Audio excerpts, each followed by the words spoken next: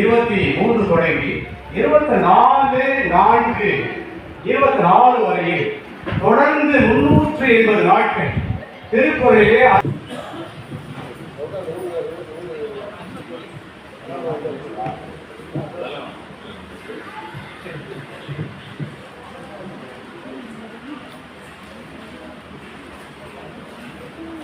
அம்மையப்பர் அறக்கட்டளையின் சார்பாக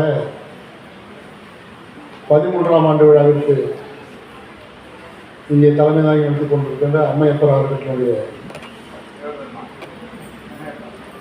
எப்பொழுதுமே அவர் பேரை சொல்ல வேணாம்னு சொல்லுவார் சிவபெருமான் அவர்களை இந்த நிகழ்வோடு என்னோடு கலந்து கொண்டிருக்கின்ற அத்தனை சிவனடியார்கள் இங்கே பெருந்தலாக கூடியிருக்கின்ற தாய்மார்கள் பெரியவர்கள் அத்தனை பேருக்கும் நன்றி கலந்த மாலை வணக்கத்தை கூறி நான் ஒவ்வொரு நிகழ்வுக்கெல்லாம் செல்கின்ற பொழுது இங்கே திருவாசகத்தை பற்றியும் இதற்கு முன்னால் திருப்பூரை பற்றியும் கூறிய பேரன்பர்கள் கூறியது போல தமிழராய் பிறப்பதற்கு அருந்தவம் புரிய வேண்டும் என்று இங்கே நம்முடைய நண்பர் கூறினார். கண்டிப்பாக அதற்கு உரிய பெருமை வேண்டும். அந்த தமிழகத்திலே தான் திராவிட மாயம் இங்கே இருக்கிறது. அதை நீங்கள் புரிந்து கொள்ள வேண்டும். எப்படி நமக்கு எல்லாம் அறிகிறாரோ அதை கொண்டு அந்த திராவிட மாயை நம்மை அழைத்துக் கொண்டு இருக்கிறோம். திராவிட மாயை தான் இங்கே ஒவ்வொரு இந்த நிகழ்வுக்கு அழைக்கின்ற போதெல்லாம் அவரிடம் கூறுவது உண்டு, நாகராஜனிடம் கூறுவது உண்டு. இந்த நிகழ்வில் இருக்கின்ற இதை கலந்து கொள்கின்ற சிவத்தொண்டர்கள் அத்தனை பேரும் புனிதன புறப்பட்டாலே போதும் தமிழகம் மாற்றி அமைக்கக்கூடிய வாய்ப்பு நம்மிடம் கிடைக்கிறது. ஏதோ நம்முடைய திருவாசகத்தை பற்றி இங்கே கூறுகின்ற போது நம்மை சிரித்து சிவனை நோக்கி அவருந்தவம் பண்ணிய புண்ணியம் கிடைத்ததாக கருதினாலும் கூட அவையெல்லாம் இந்த நாட்டை திருத்ததற்கு இங்கே 140 கோடி மக்கள் இந்தியாவில் வாழ்கின்றார்கள் என்றால் அவர்களெல்லாம் போதிக்க வேண்டிய ஒரு மந்திரம் சிவபுராணம், திருப்புகழ் போன்றவெல்லாம். ஆனால் இதுக்கெல்லாம் எதிர்மறையாக இன்றைக்கி நம்முடைய சனாதனத்தை ஏற்றுக்கொண்டு இன்றைக்கி ஆளுகின்ற ஆட்சியர் யாராக இருந்தாலும் தமிழகத்தை பொறுத்தவரை புதுச்சேரி நாங்கள் அதெல்லாம் ஒப்பிட மாட்டோம். எங்கிட்ட சித்தர் தான் ஆண்டு இருக்காரு. ஆனால் எங்களுக்கு அந்த கவலை எல்லாம் கிடையாது. ஆனால் 18 சித்தர்கள் வாழ்ந்த பூமி இது, இன்றும் வாழ்ந்துகின்ற பூமி. அது எங்களுக்கெல்லாம் இங்கே சித்தர்கள் வாழ்ந்துகின்ற காரணத்தினால் இங்கே பக்தி மார்க்கமும் உண்டு, ஆன்மீக மார்க்கமும் உண்டு, திராவிட மார்க்கம் உண்டு. ஆனால் திராவிட மார்க்கம் இங்கே ஏற்படுவது இல்லை. ஆன்மீக மார்க்கம் மட்டுமே புதுச்சேரியில் ஏற்படுவோம். அப்படி ஏற்படுவதன் விளைவாக இன்றைக்கு நம்முடைய அம்மையப்பர் அறக்கட்டளை நிகழ்வானது இங்கே சிறப்பான முறையில் நடைபெற்றுக் கொண்டிருக்கிறது. ஒவ்வொரு ஆண்டுக்கும் தொடர்ந்து நான் சென்று கொண்டிருக்கின்றேன். அந்த நிகழ்வுக்கெல்லாம் என்னை அழைத்து இந்த விருது வழங்குகின்ற விழாவுக்கு தமிழகத்தில் இருக்கின்ற சிவனடியார் பெருமக்களை எல்லாம் அழைத்து இந்த விருது வழங்குகின்ற பொழுது நான் மிக பெருமையோடு அவரை கூறுகின்றேன். ஒவ்வொரு ஆண்டும் ஏறத்தாழ 100க்கு மேற்பட்ட சிவனடியார்களுக்கு அவரை கண்டெடுத்து இன்றைக்கு மயிலாடுதுறை வந்திருக்கின்ற கூடுதல் மாவட்ட கண்காணிப்பாளர் அழைத்து அவருடைய பெருமையெல்லாம் இங்கே விளைக்கின்ற பொழுது இவ்வளோ கல்வியை படித்தவர் அந்த துறையை பணிகின்ற பொழுது ஆனால் அவர் கடமையை சரியாக செய்ய முடியுமா என்றால் கண்டிப்பாக முடியாது. ஆனால் அங்கே இருக்கின்ற திராவிட மாயை என்னும் அரசியல் இருக்கின்ற காரணத்தினால் இன்றைக்கு 550 ஆண்டுகள் போராடி தான் இன்றைக்கு ராமன் இருந்த இடத்தையே மீட்டெடுத்திருக்கின்றோம். அதற்காக போராடி வெற்றி பெற்றவர் பராமசம் என்னும் ஒரு வழக்கறிஞர் தமிழகத்தைச் சேர்ந்தவர் 92 வயதிலே தன்னுடைய பாதங்களை செருப்பு அணியாமல் இந்த உச்ச நீதிமன்றத்திலே தன்னுடைய விவாதங்களை எடுத்து வைக்கின்ற பொழுது தன்னுடைய பாதங்களை செருப்பை அணியாமல் என்னுடைய ராமன் அவர்களுக்காக நான் இதை செய்கின்றேன் என்று கூறி அங்கே மேலையிலே அந்த நீதிபதியாக விளங்கி கொண்டிருக்கின்றவர் அவருடைய ஜூனியராக இருந்தாலும் கூட அவர் கேட்கின்ற போது ஐயா நீங்கள் அமர்ந்து கொண்டே பேசலாம் என்று அவருக்கு உரிமை வழங்கினார். ஏனென்றால் வயது 92. ஐயா நீங்கள் இந்தியாவிற்கே ஒரு எடுத்துக்காட்டான வழக்கறிஞர், ஆகவே நீங்கள் அமர்ந்து கொண்டு வழக்காடுங்கள் என்று சொல்லுகின்ற பொழுது வழக்கறிஞர் பராமர்சம் அவர்கள் கூறியது ஒரே ஒரு வார்த்தை தான், என்னுடைய ராமனுக்காக நான் வாதாடுகின்றேன், அது நீதி கிடைக்கும் வரை நான் உட்கார மாட்டேன் என்று கூறி நீதியை பெற்றுத் தந்தார். அப்படி இன்னைக்கு இந்தியாவால் நம்முடைய பாரத பிரதமர் நரேந்திர மோடி அவர்கள் வந்த பிறகு நம்முடைய மதத்தின் மேல் ஈடுபாடு கொண்டு அத்தனை புனித ஸ்தலங்களும் அது சிவமாக இருந்தாலும் வைஷ்ணவாக இருந்தாலும் சரி அத்தனை வழிபாட்டு தலம் இன்றைக்கு ஒரு ஒரு ஒரு காலத்திலே காசிக்கு சென்றால் என்ன வாசம் அளிக்கும் என்று தெரியும். இன்றைக்கு அந்த வாசகங்கள் எல்லாம் இங்கே இல்லை. காசிக்கு சென்றவர்களுக்கு தெரியும். இன்றைக்கு புனித நதியாக இன்றைக்கு அங்கே சென்று ஒவ்வொரு மக்களும் பக்தர்களும் அங்கே அந்த நதியை குளிக்கின்ற போது அது புண்ணிய நதியாக மட்டுமல்ல, நாம் இழந்து போன எந்தெந்த மதங்களை எல்லாம் நாம் விட்டு சென்றமோ மீண்டும் புறப்படுகின்ற ஒரு ஸ்தலமாக விளங்குகின்ற காரணத்தினால் நம்முடைய அம்மையப்பருடைய அறக்கட்டளை நடத்துகின்ற இந்த நிகழ்விலே நாங்கள் கலந்துகின்ற போது பெரிய மகிழ்ச்சி எங்களுக்கு கிடைத்தாலும் கூட தூத்துக்குடியிலேருந்து கூட இன்னும் தமிழகத்திலேருந்து எல்லாரும் கொடுத்துட்டு இருக்காங்க.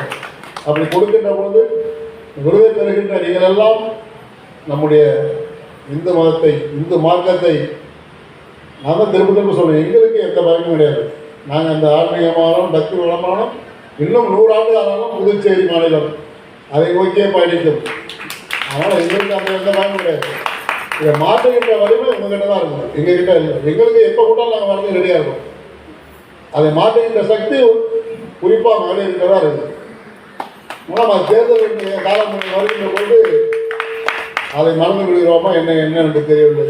திரும்பவும் திராவிட மாயை தலைமுறைக்கு ஆடிக்கொண்டிருக்கிறது. நம்முடைய மதம் சார்ந்த நிலையெல்லாம் பின்னோக்கி சென்று கொண்டிருக்கிறது. இங்கே நம்முடைய நண்பர் பேசுகின்ற போது அனைவரும் மெய்சிலித்து நின்றோம். உண்மையே நம்முடைய நேரடியாக சிதம்பரத்தில் தரிசனம் செய்த போது இருந்தாலும் கூட அந்த நிகழ்வெல்லாம் ஏதோ நம்ம கேட்பதற்கும் பார்ப்பதற்கும் சுவையாக இருக்கிறது என்று நினைத்து கொண்டிருக்கிறோமே தவிர அந்த அவருடைய பேச்சை தமிழகத்தில் பேசினா அவர் மீது வழக்கு போட்டு விடுவார்கள். இதுதான் இன்றைக்கு தமிழகத்தோடு இல்லாமல்.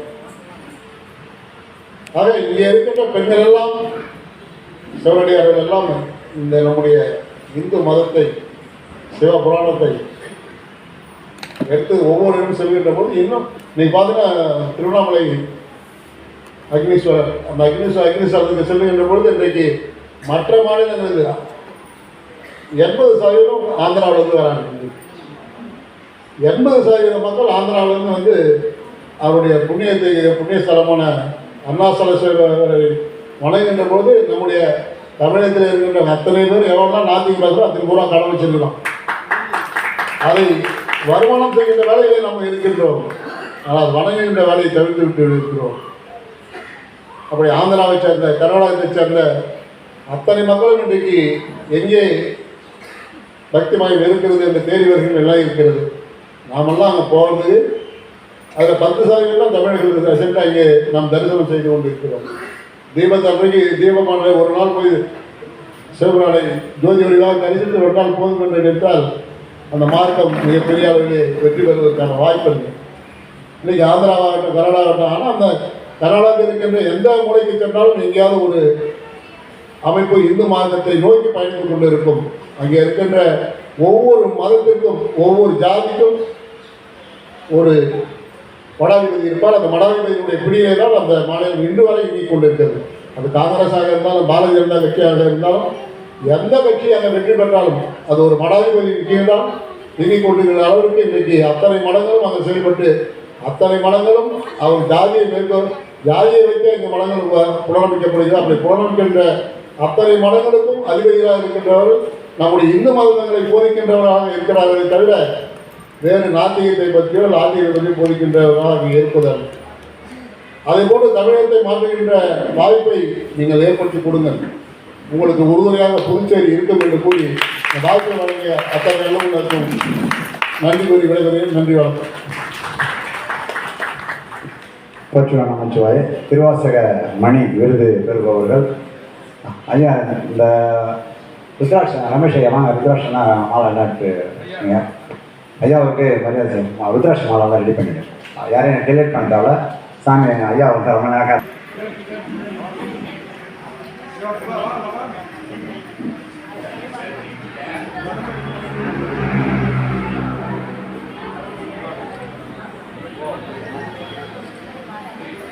திருவாசக மணி திருவாசக மணி.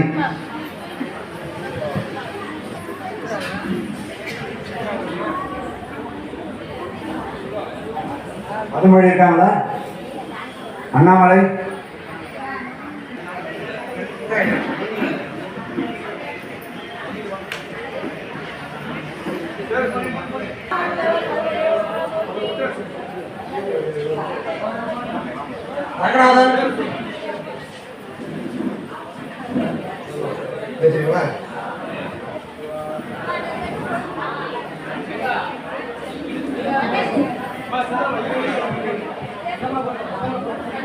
அண்ணே அண்ணே அவரெல்லாம் பின்னாடி தலை சொல்லுங்க.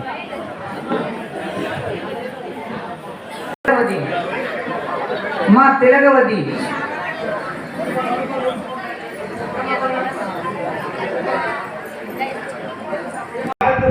கூட விடாமல் தொடர்ந்து அந்த கருத்தாக்கங்களை நான் கொடுத்திருக்கிறேன். அதை யூடியூபிலும் ஆதாரத்திற்காக திருக்குறள்களை மனப்பாடம் செய்து ஒப்புவித்திருக்கிறேன். அந்த இரண்டையும் கலந்து இந்த கருத்தோழிக்கு நான் கொடுத்து கொண்டிருக்கிறேன். தொடர்ந்து எனது பணி தொடரும். ஐயா அவர்கள் என்னை எப்படியோ இனம் கண்டறிந்து என்னை இந்த மேடைக்கு வரவழைத்து சான்றோர்கள் மத்தியிலே என்னை சிறப்பிப்பு செய்வதற்கு நான் பெரும் கடமைப்பட்டிருக்கிறேன். எனது பணி தொடரும். நன்றி, வணக்கம். எங்கேயும் முடியல, யூடியூப்ல தான் பிடிச்சேன். எதேச்சா பார்த்துனே இருக்கும்போது இதே மாதிரி சொல்லியிருந்தார். திருக்குறளோடு ஒரு சினிமா பாடலை தொடர்புபடுத்தி மாணவர்களுக்கு நான் என்னன்னு கேட்டேன், அந்த மாணவர்களுக்கு அப்படின்னா லேசாக மனசு வாங்கிடுவேன். இந்த பிள்ளைங்களுக்கு ஏதாவது செய்யணுங்க அப்படின்னு சொல்லிட்டு இவ்வளோ தூரம் கஷ்டப்படுறாரு அப்படின்னு சொல்லிட்டு தான் அவர் முதல்ல நாம் இங்கே கூப்பிடணும்னு சொல்லிட்டு கூப்பிட்டுருவேன். அதுக்கு அடுத்ததாக தூத்துக்குடிக்கு போகிறதுக்கு அவங்க இன்னும் நிறைய பஸ் பிடிச்சி போகணும். அதனால் அவங்களுக்கு நம்முடைய சபாநாயகர் கையால் அவங்களுக்கு ஒரு விருது கொடுத்துருவோம். அந்த தூத்துக்குடி குரூப் மட்டும் வந்துருங்க. அருட்பெரும் சோதியே ஆதியே அடியாத்தம் சிந்தை மேடிய தாயுமானவர்கள் கிரிவர பெருமானி, உன்னை போற்றி புகழ்கிறேன். உன் பாதம் சரணம் அடைகிறேன். தெளிவு குருவின் திருமேனி காண்டல், தெளிவு குருவின் திருநாம செப்பல், தெளிவு குருவின் குரு ஒரு சிந்தித்தல் தானே.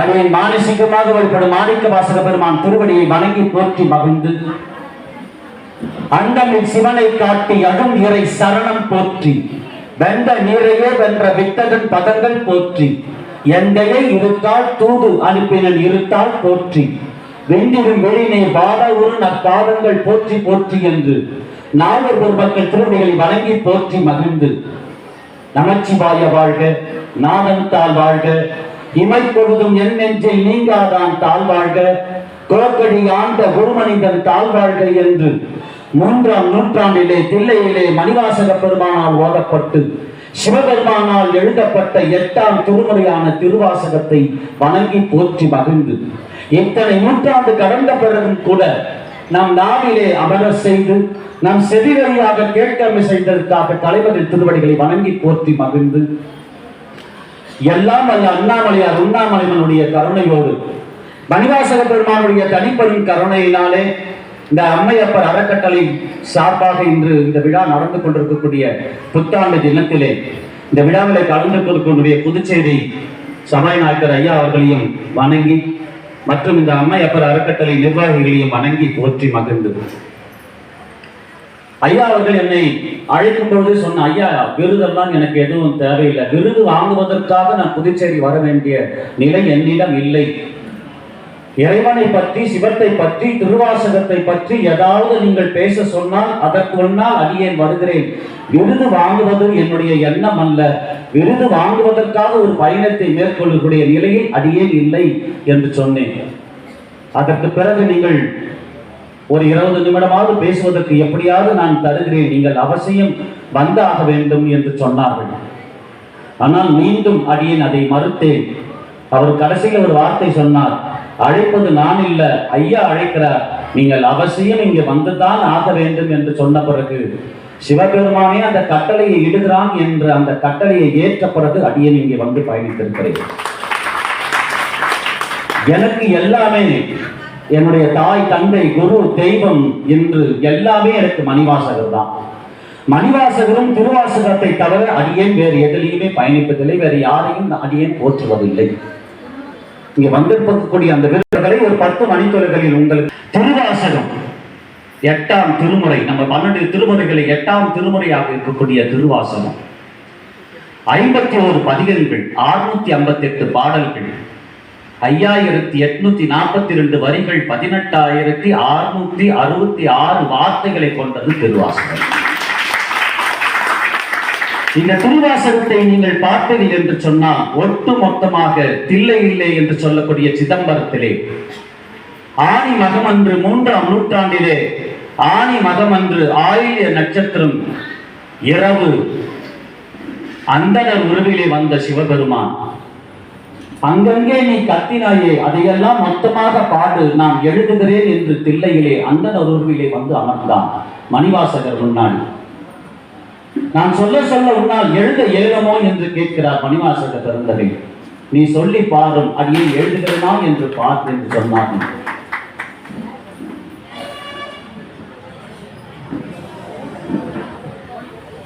மணிவாசகர் திருவாசகத்தை சொல்ல ஆரம்பிக்கிறார்.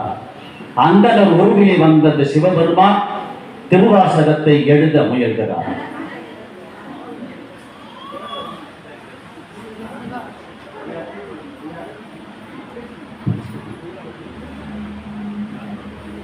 மூன்றாம் நூற்றாண்டிலே தில்லையிலே அந்தனர் உருவிலே வந்த அந்த சிவபெருமான் மணிவாசகர் சொல்ல அந்த திருவாசகத்தை எழுத முயலும் பொழுது அப்பொழுது ஒரு பட்டியல் தயாரித்தாராம் சிவபெருமான்.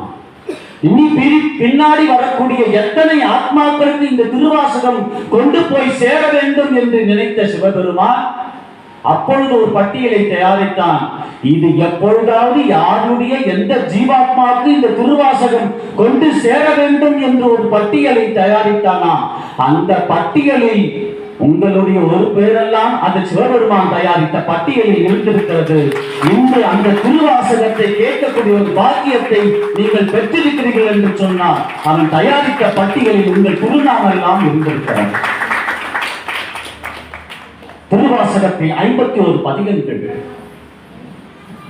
அச்சப்பட்டு, அண்டைப்பகுதி, அடைக்கலப்பட்டு, அதிசயப்பட்டு, அம்மானை, அருள்பட்டு, அற்புதப்பட்டு, அன்னைப்பட்டு, ஆசைப்பட்டு, ஆனந்தமானை, உந்தியார், உயிரினப்பட்டு, எண்ணப்பதிகம், எம்பாவா, ஏசரவர், கண்டப்பட்டு, கல்குன்ற பதிகம், கீர்த்தி திருரகவர், குயிர்பட்டு, குலாப்பட்டு, குழைக்கப்பட்டு, கோத்தும்பி, கோயில் திருப்பதிகம், கோயில் மூத்த திருப்பதிகம், சதகம், சாடல், சிவபுராணம், செத்திராப்பட்டு, சென்னைப்பட்டு, தோணக்கம், நீச்சல் விண்ணப்பம், படையாட்சி, படையெழுச்சி, பண்டாய நான்முறை, பள்ளி எழுச்சி, பாண்டி பதிகம், பிடித்தப்பட்டு, பிரார்த்தனைப்பட்டு, புணர்ச்சிப்பட்டு, புலம்பல், பூவிவல்லி, பொசுன்னம், பொன்னுஞ்சல், போர்த்தி வார்த்தை, திருவார்த்தை, வாழாப்பட்டு, திருவெண்பா என்று சொல்லக்கூடிய 51 பதிகங்கள் திருவாசகத்தில். இதை ஒரு முறை தலைப்பை நம்ம கேட்டுவிட்டாலே நம்மளுடைய பிறவி பயன் அடைந்ததாக மாறுகிறது. இந்த பிறப்பு எப்படி இறைவன் நமக்கு அருள் இருக்கிறான்? மானிட பிறப்பு ஏன் சிவபெருமான் நமக்கு அருள் இருக்கிறான்? இந்த மானிட பிறவி கிடைப்பது என்பது அவர் எளிதாக நம்ம பிறந்துவிட பிறவியா? இது அப்பை பாட்டி கூட சொன்னாங்க, அரிது அரிது மானிடரால் பிறத்தல் அறிந்து அதன் மீதும் அறிந்து கூன் குருடு என்று அவர்கள் அடுக்கிக் கொண்டே வந்தார்கள். அடியனை பொறுத்தவரை அடியலை கடைசியிலே ஒரு வரியை சேர்த்திருக்கலாம், எல்லாற்றிலும் அறிந்து தமிழனாய் பிறத்தல் எல்லாவற்றிலும் அறிவு என்று கூட ஐயா பாட்டி கடைசியிலே ஒரு வரியை சேர்த்திருக்கலாம். அதனிடம் அறிந்து அடியாராய் பிறப்புத்தல் அறிந்து அதனிடம் அறிந்து திருவாசகத்தை செவி வழியாக கேட்கக்கூடிய பிறவி கிடப்பது என்பது எல்லாவற்றிலும் அறிவு. அப்படிப்பட்ட இந்த பிறப்பை எப்படி சிவபெருமான் நமக்கு அருளி இருக்கிறான்?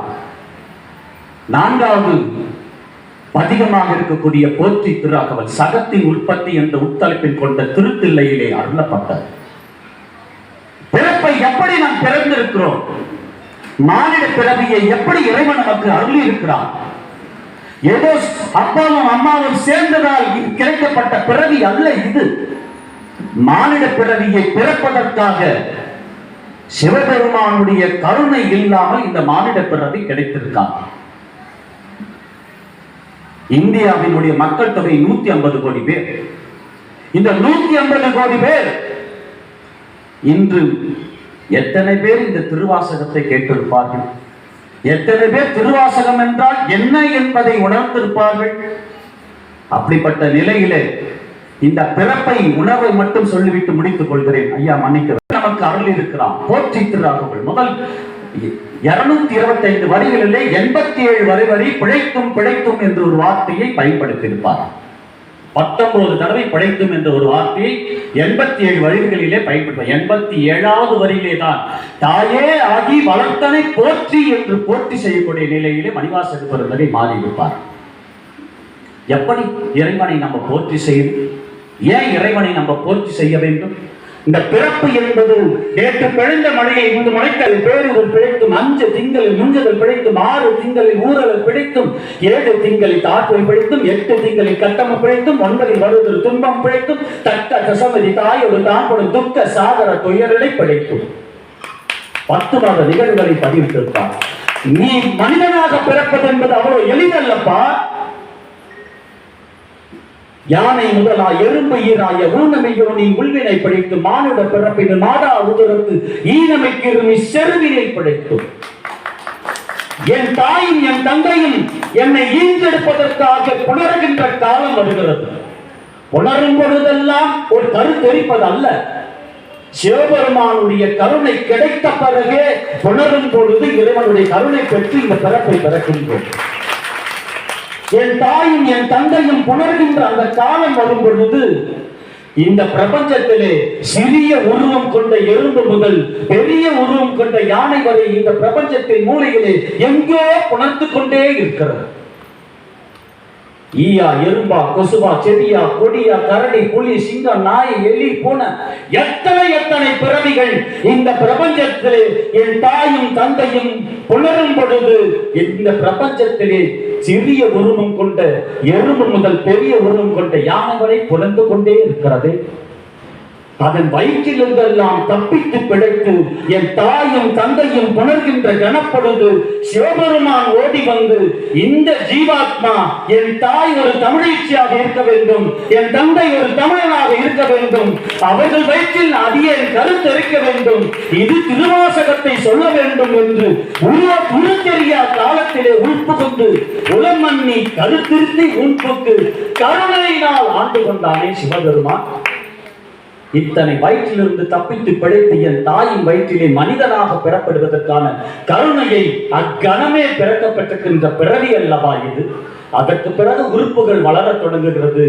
ஒவ்வொரு தடவையும் எவ்வளவு கிருமிகள் இதை அழிக்க நினைத்த பொழுதெல்லாம் கருவறையில் சிவபெருமான் அமர்ந்து அவன் விருப்பப்படி உரு அமைத்து அவன் விருப்பப்படி இந்த தேக உறுப்புகளை கொடுத்து அவன் விருப்பப்படி இந்த நிறத்தையும் கொடுத்து முழுமையாக புறந்தள்ளிய தாய் என்னை ஈன்றெடுக்கும் பொழுது கருவறையிலே இருக்கும் வரை சிவபெருமானுடைய திருவடியிலே அடியே இருந்தேன். கண் திறந்து புறந்தள்ளி கண் திறந்து தாயை பார்த்தவுடன் மாயா சக்திகள் வேலை செய்ய தொடங்கின. கருவறையில் இருந்த போது சிவ தொடர்பு, புறந்தள்ளிய போது மறந்தே போனோம். அப்படிப்பட்ட இந்த பிறவியை கருவிலே இருக்கும்போது அந்த சிவ தொடர்பை ஏற்படுத்தி கொண்ட இந்த ஜீவாத்மாக்கள் இறுதி வரை சிவத்தோடவே தொடர்புடையவர்களாக இருந்தால் இந்த ஜீவாத்மா பரமாத்மாவாக மாறி சிவமாகவே மாறக்கூடிய தன்மையை இந்த ஜீவாத்மா பற்றி கொள்ளும். செம்மையலம் அறியாத சிதறோடும் திரிவேனே உண்மை மலம் அறியாத முதலாய முதல்வன் தான் நம்மையும் ஒரு பொருளாக்கி நாசிதிகை ஏற்றி வைத்து அம்மை எனக்கு அருளியவாறு ஆர் பெறுவார் அச்சோவே. விளக்கம் சொன்னா நேரமாகிவிடும் என்ற காரணத்தினால் நாம் பிறப்பை உணர்ந்து மானிட பிறப்பை எதற்கு இறைவன் கொடுத்திருக்கிறான்? மானிட பிறவியிலே சிவத்தை நீ வணங்காமல் எப்பிறவியில் சிவத்தை நீ வணங்கப் போகிறாய்? எவ்வளவோ பிறவிகளை கடந்து வந்த பிறகு மீண்டும் இந்த மானிட பிறவி கிடைத்திருக்கிறது. புல்லாகி பூடாய் புடுவாய் மரமாகி பல்விதமாகி பறவையாய் பாம்பாகி கல்லாய் மனிதராய் பேயாய் கணங்களாய் வல்லசுரராகி முனிவராய் தேவராய் செல்லான் என்ற இத்தாவர சங்கமத்துள் எல்லா பிறப்பும் பிறந்து இழைத்தேன் என்பதுமா. இந்த ஆன்மா பிறந்து இழைத்தது இத்தனைக்கு முன்னாடி நாம் மனித பிறவி எடுத்திருக்கலாம். சிவத்தை வணங்காம போடக்கூடிய பாக்கியம் இருந்தல்லை. இந்த மனித பிறவையிலாவது சிவத்தை வணங்கி அவன் திருவடியில் அடைந்து பிறவா நிலையை அடைவோம் அடைவோம் என்று சொல்லி அதற்கு ஒரே வழி திருவாசகம் திருவாசகம் திருவாசகம் என்று சொல்லி அந்த திருவாசகத்தை போற்றுவோம், சிவத்தை அடைவோம், சிவன் திருவடியை அடைவோம் என்று சொல்லி திருச்சுற்றம். நமசிவாய் நமசிவாய்.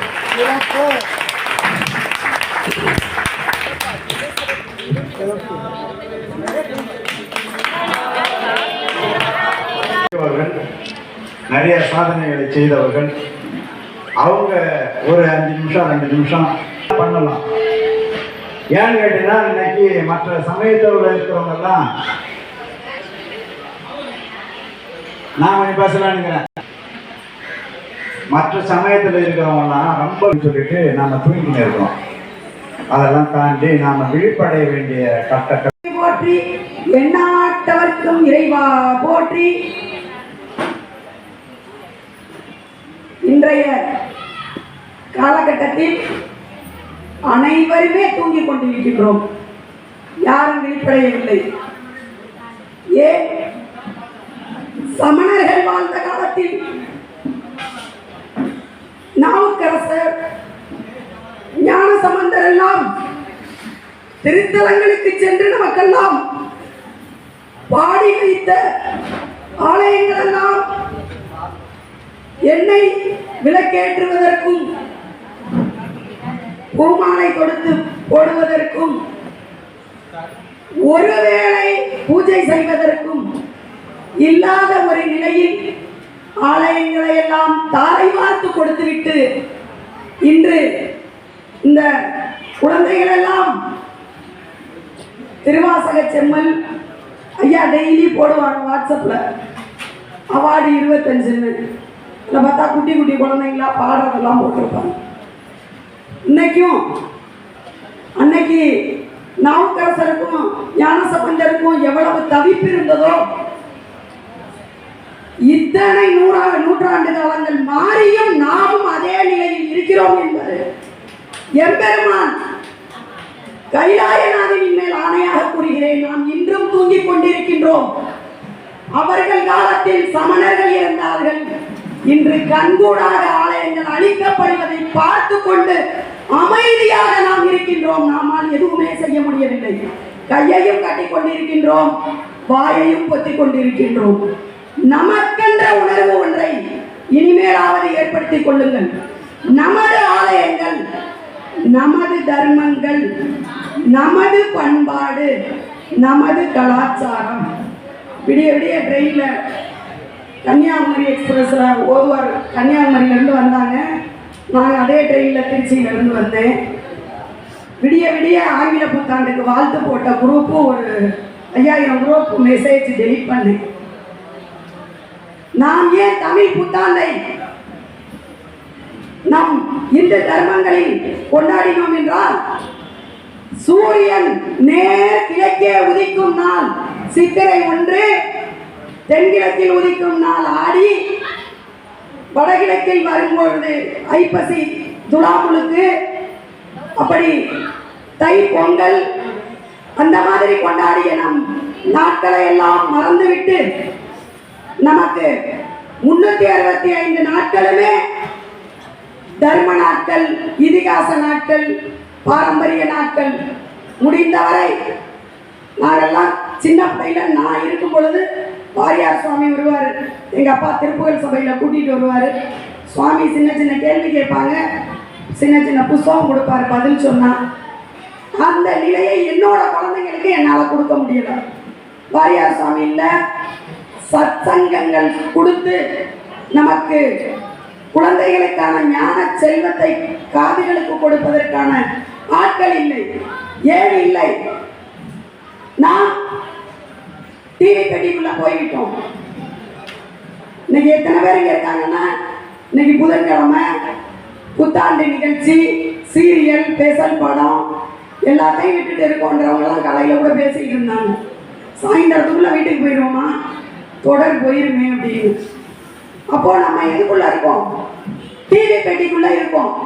அப்ப எப்படி நமது குழந்தைகளுக்கு நம்மளுடைய பாரத தேசத்தின் பண்பாட்டையும் இதிகாசத்தையும் கலாச்சாரத்தையும் நம்மளால் கொடுக்க முடியும்? இன்று நம்மளை எதை சொன்னாலும் பேசாம இருக்கோம். ஏன் பேசாம இருக்கோம்? ஒரு நாள் இறைவன், இயற்கையாகிய பஞ்சபூதம் ஒரு நாள் பதில் சொல்லும். கண்டிப்பாக அவங்களே எப்ப சொல்லுவாங்க? பஞ்சபூதமே எப்ப சொல்லிக்கிட்டே இருக்கும் எல்லாருக்கும். நம்மெல்லாம் இருக்கோம்ல. அதுபோல உங்களது குழந்தைகள் எல்லாம் பள்ளிக்கு சொல்லும் பொழுது கண்டிப்பாக உத்ராட்சமும் திருநீரும் சந்தனமும் குங்குமம் மீட்டு மங்களகரமாக பள்ளிக்கு அனுப்புங்கள். என்னுடைய ஒரு வேண்டுகோள். நம்மளோட மத சின்னத்தோட அனுப்புங்க. எந்த மாவட்டத்திலையும் தெரியல. 2 சன்னியாசி சகோதரிகள் அதை கேட்டுங்க வாட்ஸ்அப்ல. இந்த பையனாட்டம் ஒரு 5வது படிக்கிற பையன் ஐயப்பன் பையனுக்கு மாலை போட்டு கருப்பு துண்டு போட்டுக்கிட்டு இருக்கான். அவனை கேட்லயே நின்று அடிச்சு வெளியே தள்ளி விட்டாங்க. இதெல்லாம் போட்டுக்கிட்டு நீ வரக்கூடாதுன்னு.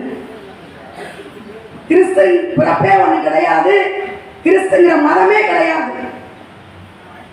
அப்படியாப்பட்ட ஒரு கதையை திரிச்சு இந்தியாவின் பாரம்பரியத்தையும் இதிகாசத்தையும் தொலைத்து நொறுக்கிக் கொண்டிருக்கின்ற மதமாறிய நாய்கள் நினைக்கும் பொழுது உங்களுக்கு உங்கள் உணர்வுகளை விட்டுக் கொடுக்காதீர்கள் என்று கூறிக்கொள்கிறேன்.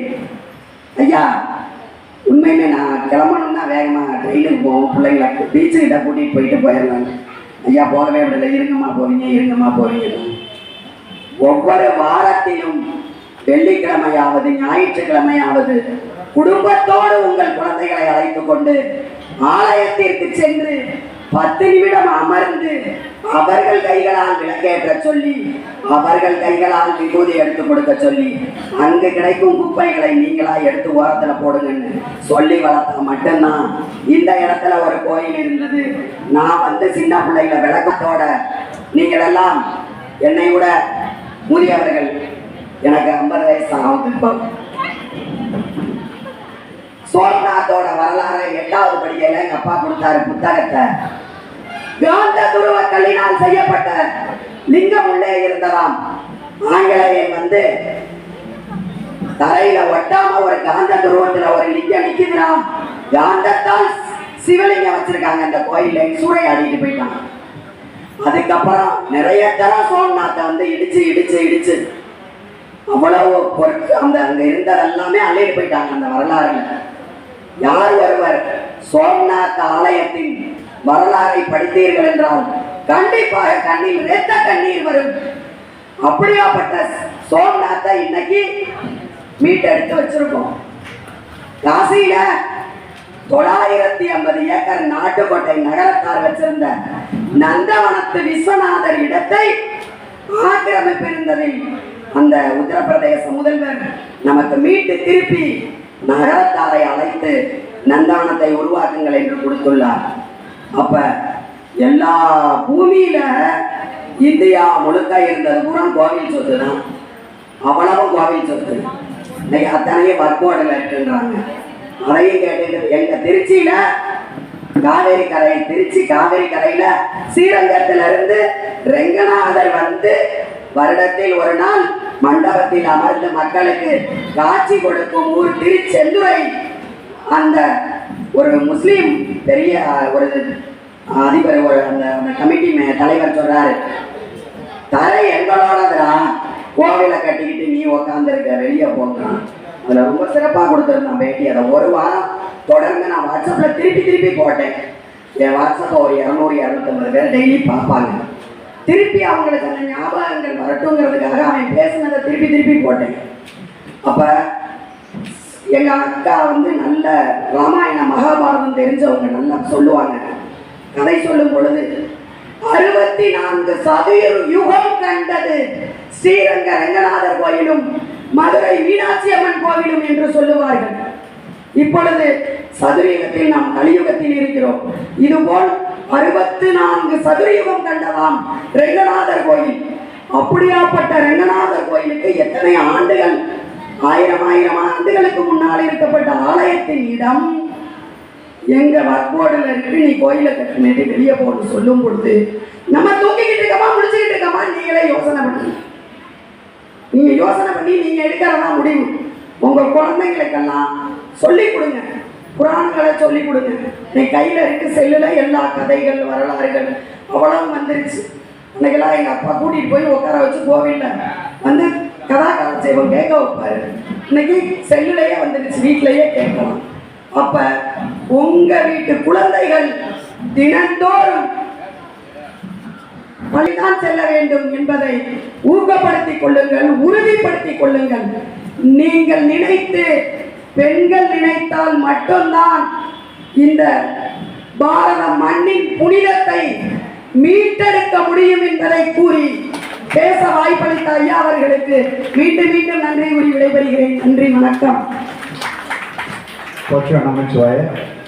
நம்முடைய நான் முதல்ல என்ன பண்ணிட்டேன், இவர் எப்படி திருவாச மாமணி கொடுக்குறது, சின்ன பிள்ளைகிறாரு, உண்மையாகவே 1000 தந்திருப்பாரா? எனக்கு சந்தேகம் உண்மையாகவே.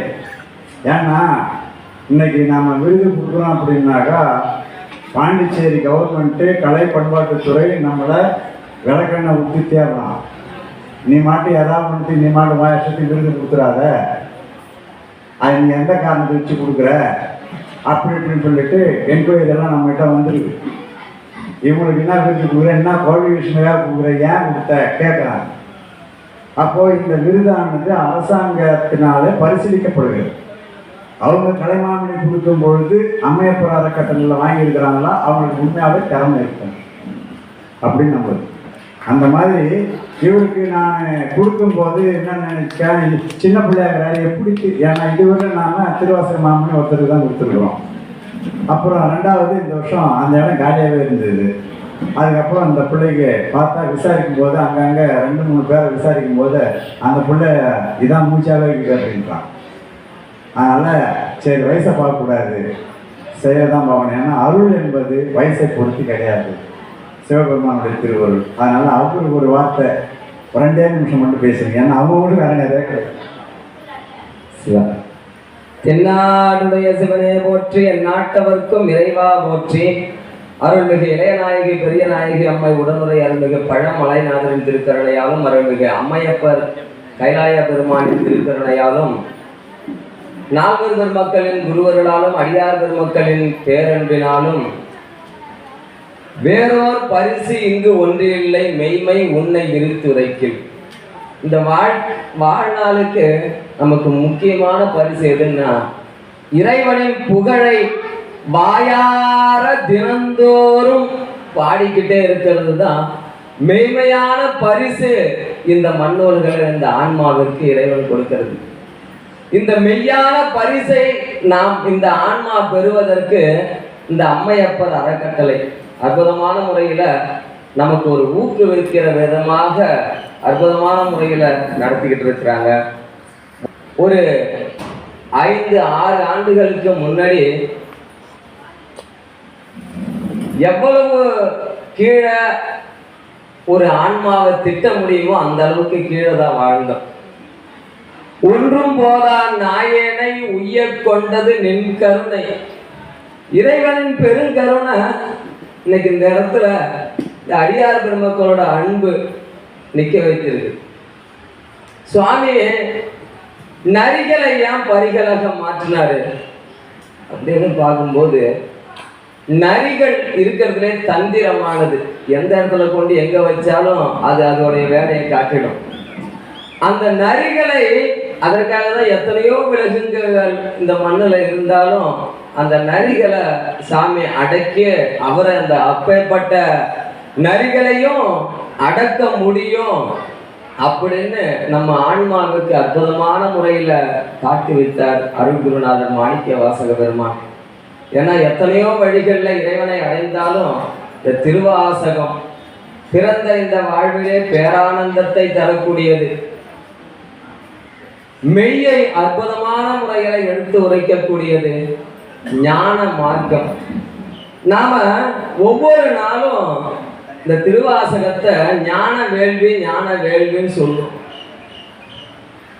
நாம திருவாசகம் படிக்கும் போது நிறைய பேர் பார்க்குறோம். எல்லாம் அவங்கவுங்க கதையை 2 பேர் படிக்கிறாங்க, மீதி பேர்லாம் அவங்கவுங்க கதையை பேசுறாங்க. ஆனா இந்த ஞான வேள்வி அது நாம் தவம் செய்யும் போது அந்த தவத்தின் இடையே கலைக்க கூடாது. அப்படி இறைவனை உருகி உருகி ஓதும் போதுதான் இறைவன் நமக்கு அந்த பரிசை தினந்தோறும் அவனுடைய புகழை பாடுவதற்கான ஒரு வாய்ப்பை இறைவன் கொடுத்தார். அதற்கெல்லாம் உறுதுணையாக நமக்கு ஒரு உந்துகோலாக அம்மையப்பர் அறக்கட்டளை சிவஞானம் ஐயா அவர்கள், கைலாய இறைவன் அற்புதமான முறையில் நிறைய பேசலாம் திருவாசகத்தை பற்றி. 2 நிமிஷத்தில் என்ன பேசுறதுன்னு தெரியல, அதனால அப்படியே நிறைய எல்லோரும் திருவடிகளையும் வணங்கி, ஏன்னா திருவாசகத்தை பற்றி பேசினா அவ்வளோ அற்புதம், அவ்வளோ ஆனந்தம் கொட்டி கிடக்கு. அதனால இறைவனின் திருவருள் வாய்ப்பு கிடைக்கிட்டு எல்லாரும் நல்லா இருக்கணும், தமிழ் நல்லா இருக்க.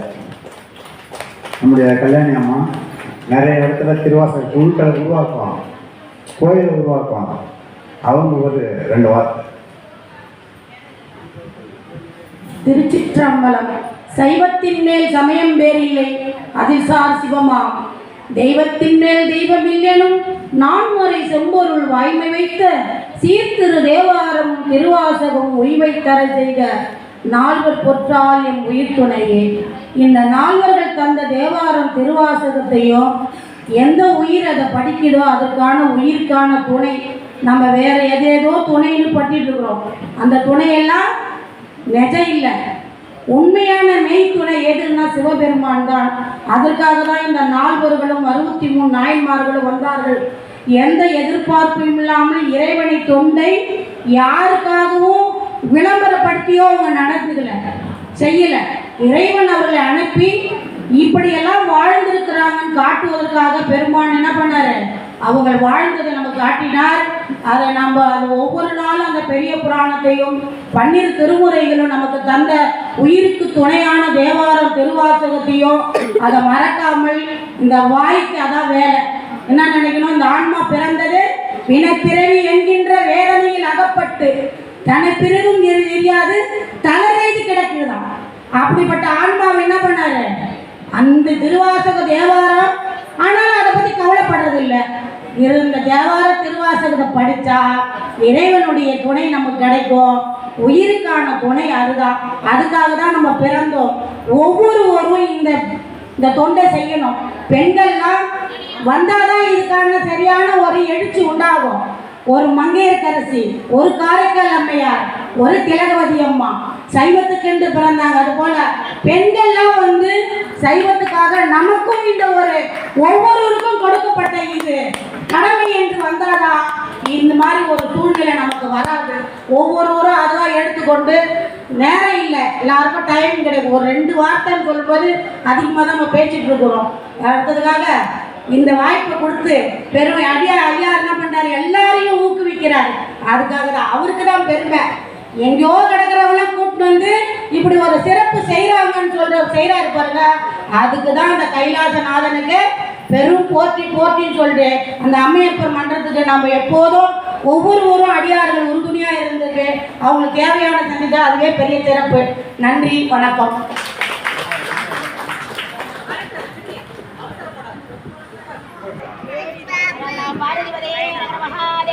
தென்னாருடைய ஜீவனே போற்றி, கவாய் கனகத்திரளே போற்றி,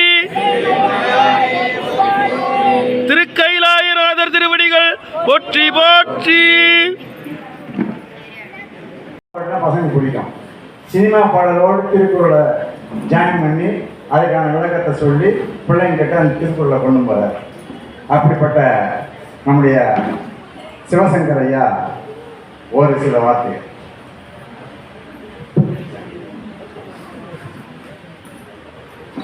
மதிப்பிற்கும் மரியாதைக்கும் உரிய நம்முடைய இந்த நிகழ்ச்சியினுடைய தலைவர் திரு சிவஞான பாளைய சுவாமிகள் ஐயா அவர்களே, நம்முடைய இந்த நிகழ்ச்சிக்கு சிறப்பாக சிறப்பு விருந்தினராக தலைமை விருந்தினராக வந்திருக்கிற நம்முடைய பாண்டிச்சேரியுடைய சபாநாயகர் ஐயா அவர்களே, மற்றுமுள்ள சிவன் அடியார் பெருமக்களே, சான்றோர் பெருமக்களே, அனைவரையும் இந்த மாலை நேரத்திலே வணங்கி மகிழ்ச்சி அடைகிறேன். நான் டாக்டர் சிவசங்கர் மயிலாடுதுறையில் அடிஷனல் எஸ்பியாக தற்போது பணி செய்கிறேன். ஒரு 3 எம்எஸ்சி பட்டங்கள், 2 எம்ஏ பட்டங்கள், 3 பிஜி டிப்ளமா, 1 பிஹெச்டி யோகா, இதெல்லாம் பண்ணிட்டு இப்ப பிஹெச்டி இன்னொரு பிஹெச்டி திருக்குறள்ல பண்ணிட்டு இருக்கேன். சைவ சிகரம் பெண்கள் வாங்கக்கூடியது இப்பதான் முதல் முறை. அதே மாதிரி 2 பார்வதி அம்மாவையும் அம்மா சமுத்திரம் திருச்சி ரொம்ப அதிகமான எல்லாம் எப்படி எப்படியெல்லாம் சேவை செய்யணுமோ அந்த மாதிரிலாம் இறங்கி செய்கிறாங்க. ஐயா அவர்கள் வந்து சிவகுமார் ஐயா திருவண்ணாமலை மாவட்டத்தில் தமிழ்நாட்டில் பெரிய பெரிய சிவனடியாரெல்லாம் சிவகுமார் ஐயானா தெரியும். பல நிகழ்ச்சிகள் நாம் வருஷத்தில் ஒரு நிகழ்ச்சி நடத்துகிறோம், அவர் மாசத்துல பல நிகழ்ச்சி நடத்துறாரு, வார வாரம் பல நிகழ்ச்சி நடத்துறாரு. அந்த மாதிரியான ஒரு பெரியவர்கள் எல்லாம் அங்கே வரணும். அதுக்கப்புறம் நம்முடைய முருகன் ஐயா அவர்கள் சின்ன வயசு பிள்ளை திருவாசகம் முற்றதுக்கு மேல இறங்கி செய்யறது வர மாட்டோம். உயிர் மூச்சாதான்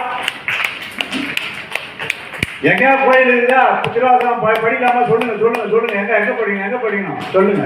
அப்படியே ஒரு கூட்டத்தை அப்படியே படிச்சாரு. அந்த மாதிரி திருவாசகம் மூச்சாக வச்சுருக்கிறார். ஆனா கல்யாணி அம்மா எங்கெல்லாம் போயிடு பாழாடி பேர்களுக்கு வந்தாரம்மா, அவர் கூட்டு அவர் எழுப்புமா இருந்தார். நாம தூங்குற மாதிரி அவர் தூங்கிக்கிறார் மாதிரி அவர் எழுப்பிடு, அதுக்கப்புறம் கோயில் எழுப்பிடு, அப்புறம் மக்களெல்லாம் எழுப்பிடு. இந்த மாதிரி ஒரு எழுப்புதல் நிகழ்ச்சி சிறப்பா எழுச்சியை உண்டாக்கி இருக்காங்க. இந்த மாதிரியான ஒரு சைவ சான்றோர்கிட்ட நாம ஒரு வார்த்தை கேட்கலாமே, ஒரு 5 நிமிஷம் அவங்க சொல்ல நாம கேட்கலாம். இல்லை நமக்கு டெய்லி தான் நிறைய வேலை தான் இருந்துன்னே தான் இருக்குது. ஏன் ஒரு சான்றோர்கள் பேசும்போது ஒரு 5 நிமிஷம் கேட்ட ஒரு சில கருத்துக்கள் நாம் தெரிஞ்சுக்கலாமே அப்படின்றதுக்காக தான் இந்த நிகழ்ச்சியை நாம் ஏற்பாடு பண்ணியிருக்கிறோம். பொற்றுவன் நிகழ்ச்சிவாய். அதாவது முதலாக நம்முடைய தூத்துக்குடியிலேருந்து அம்மா வந்திருக்காங்க. ஏன்னா இப்போ பாண்டிச்சேரியில் இந்த ஒரு நிகழ்ச்சிக்காக ஒரு பேப்பர் கொடுத்துட்டு அப்படியே வாங்கி போகிறதுக்கு ஆள் என்ன இருக்குது. இங்கே வந்துருக்கிறாங்கன்னா தூரம் வந்துருக்கிறாங்கன்னா இந்த கைலாயம்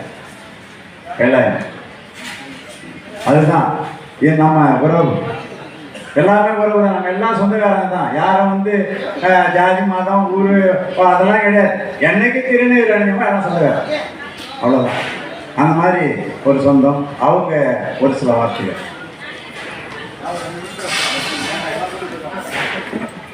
ஆன்மீக பெருமக்கள் அனைவருக்கும் என்னுடைய பணிவான அன்பான வணக்கம். ஐயா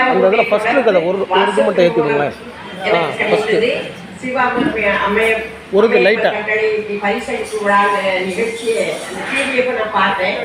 பார்த்த உடனே ஐயாவை கூப்பிட்டு பேசினேன். நாங்கள் நிறைய தொண்டு செய்கிறோம், நாங்கள் இந்த இதுக்கு அப்ளை பண்ணலாமா அப்படின்னு நான் கேட்டேன். அவங்க தாராளமாக நீங்கள் என்னென்ன செய்திருக்கீங்களோ எல்லாத்தையும் சொல்லுங்கம்மா அப்படின்னு சொன்னேன்.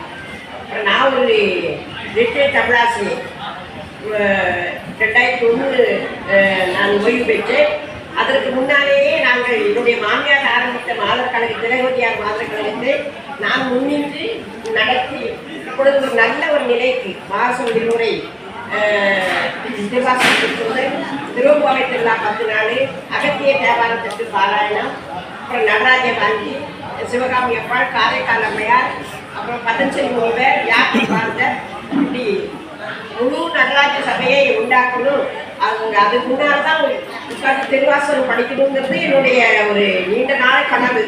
அதற்கு ஏற்ப என்னுடைய மக்களும் நல்ல உதவி செய்தார்கள். என்னுடைய உறுப்பினர்களும் என்னோடு சேர்ந்து நான் சொன்ன வேலைகளை கட்டாமல் செய்யக்கூடியவர்கள். எனவே இறைவன் சிவபெருமான் என்னுடைய ஆசையை எளிதாக நிறைவேற்றிவிட்டார். இப்பொழுது நாங்கள் இந்த திருவாசகத்தை படிக்கும் பொழுது ஒரு பூரண திருப்தி. பல்வேறு இடங்களுக்கு சென்று நான் ஒரு தமிழாசிரியை, அது இந்து பள்ளிக்கூட வேலை பார்த்தவள். எனவே பஜனை பாடல்கள் எல்லாம் நிறைய உண்டு. அந்த பஜனை பாடல்கள் ஒன்றொன்னா பாடி பாடி நானாகவே நிறைய ராகத்தை திருவாசகத்திற்கு போட்டு விட்டேன். அந்த ராகம் நிறைய பேருக்கு அது பிடிச்சிருக்கு.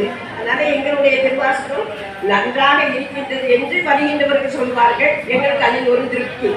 அந்த திருப்தியோடு அந்த திருவாசகம் ரொம்ப சிறப்பாகவே இப்படி நடைபெற்று நிறைய வீடுகளுக்கு கூப்பிடுகின்றார்கள், நாங்கள் செய்கின்றோம். அப்புறம் எங்கள் தென்னகத்தில் உள்ள பஞ்ச சபைகள் அதற்கு ஒவ்வொரு கோவிலாக எப்படி வருஷத்துக்கு 2-3 கோவிலுக்கு சென்று திருவாசகம் முற்றுதல் பண்ணி கொண்டு வருவோம். என்ன ஒரு மனக்குறை, நம்முடைய சின்ன பிள்ளைகள் இப்பதான் சிறு பிள்ளைகள் வர்றாங்க. அது இந்த இந்து சைடு இப்பதான் ஒரு எழுச்சி வந்திருக்குது. அது நான் பள்ளிக்கூடத்தை வேலை பார்க்கும் பொழுது வகுப்பாசிரியை. எனவே இந்த பிள்ளைகளுடைய இதெல்லாம் நம்ம எழுதும்போது நம்முடைய இந்த பிள்ளைகள் நிறைய கீழ்மட்டத்தில் இருக்குது. ஆனால் நல்ல வசதியான பிள்ளைகள் நிறைய ஸ்காலர்ஷிப் இந்த பணம்னு நானே கையெழுத்து கொடுத்து பிள்ளைகளுக்கு கொடுக்குறேன். அதே சமயத்தில் இந்து பிள்ளைங்க நிறைய பிள்ளைங்க கஷ்டப்பட்ட பிள்ளைங்க இருப்பாங்க, அது எனக்கு ஒன்றும் கிடைக்காது. அப்போ நான் சொல்லுவேன் பிள்ளைலாம் ஒழுங்கு அதாவது படிப்பு தகுதி தான் நம்மளை வந்து மேலே கொண்டு வரும். அதாவது நமக்கு எந்த சலுகையும் அரசாங்கத்திற்கு கிடையாது. அதை உணர்ந்து படிக்க பிள்ளைங்களா அப்படின்னு சொல்லுவேன். அதனால வாரம் நான் ஞாயிற்றுக்கிழமை வேலை பார்த்து கொண்டு இருக்கும் பொழுதே உங்களுக்கு தவறாமல் பிள்ளைகளை எங்கே அழைத்து கொண்டு செல்ல வேண்டும்? கோயிலுக்கு அழைத்து கொண்டு செல்ல வேண்டும். நம்முடைய மதத்தில் ஒரு எண்ணம், வயசான தாத்தா பாட்டி வீட்டில் இருந்த பிள்ளைய தள்ளி விட்டுட்டு அவங்க சுதந்திரமா கோயிலுக்கு போறாங்க. ஆனா மற்ற மதத்தில் அப்படி இல்லை, எவ்வளவு பிறந்த பிள்ளை கூட தூக்கிட்டு போயிடுறாங்க. அந்த ஒரு பற்று நமக்கு வர வேண்டும். அந்த பற்று வர வேண்டும் என்றால் நம்மகிட்ட வந்து இந்த பற்று அதிகமாக இருக்கு. அதிகமாக இருந்தால்தான் அடுத்தது நமக்கு ஒரு மைனஸ் பாயிண்ட் அப்படின்னு கேட்டாச்சுன்னா ஜனத்தொகை குறைந்து கொண்டு வருகின்றது. அவர்கள் அந்த பெருக்கிக் கொண்டு வருகின்றார்கள், சதவீதத்தை கூட்ட வேண்டும் என்று பெருக்கிக் கொண்டு வருகின்றார்கள். நான் ஒன்று அது கூட வேண்டாம், அப்படி கொஞ்சம் நல்லா படிச்சாச்சுன்னா பாருங்க வேறு இல்லையா, நல்லா படிச்சாச்சுன்னா உத்தியோக நிமித்தமாக இங்கே நல்ல சலுகைகள் நமக்கு கிடைக்கல அப்படின்னு வெளிநாட்டிலேயே செட்டா இருந்தாங்க. அதனால இந்து எண்ணிக்கைகள் குறைந்து கொண்டு வருகின்றன. எனவே அதையெல்லாம் நல்ல கவனமாக கருத்தில் கொண்டு நல்ல முறையை நம்முடைய மதத்தை, நம்முடைய கொள்கையை, நம்முடைய ஆழ்ந்த பற்றை நாம் உணர்ந்து நம்முடைய பிள்ளைகளையும் வழிநடத்த வேண்டும் என்று உங்களுடைய அன்போடு கேட்டுக்கொள்கின்றேன். ஒரு அவசரம் எனக்கு என்ன காரணம்